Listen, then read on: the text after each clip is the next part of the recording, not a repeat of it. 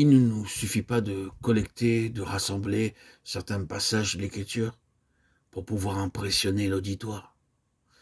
Si nous essayons d'échapper à la tribulation, à la persécution à cause de la parole, nous n'aurons pas de message vivant à proclamer.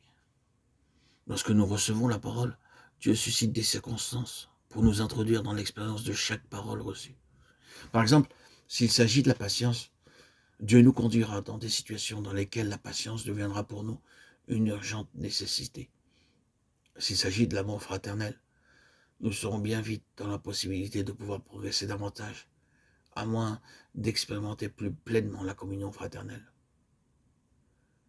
Le fait d'entendre simplement la vérité et de la propager de nos lèvres ne prouve pas que nous ayons l'expérience de la parole que nous avons entendue. Ce n'est qu'en mettant à l'épreuve la puissance contenue dans cette vérité par la mise en pratique que nous pourrons la proclamer. Nous n'acquérons de manière permanente les valeurs de la parole que lorsque nous en payons le prix pour qu'elle devienne nôtre. N'avez-vous jamais été remué en entendant un appel pour une complète reddition de votre cœur?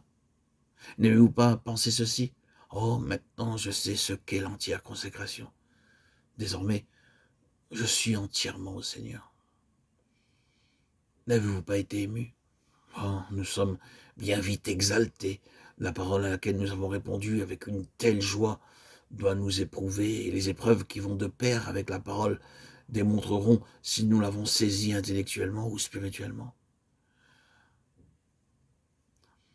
Si nous l'avons reçue superficiellement au niveau de notre âme, nous ne pourrons pas résister face aux épreuves, aux tribulations qui suivront son sillage.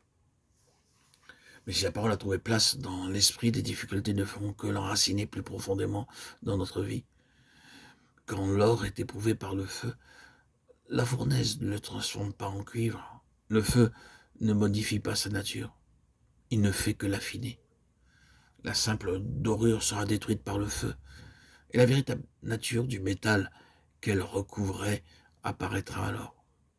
Souvenons-nous bien que, quelle que soit la mesure de la parole de Dieu que nous avons acquise intellectuellement, et quelle que puisse être la puissance avec laquelle nous pouvons l'exposer, cette parole ne deviendra vraiment nôtre que lorsque nous aurons permis à la croix d'œuvrer en nous avec elle.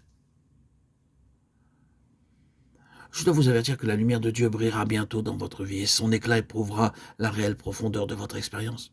Le soleil ne peut porter atteinte à la croissance qui étend ses racines dans les profondeurs de l'esprit, mais il en sera tout autrement à l'égard de tout ce qui manque de racines.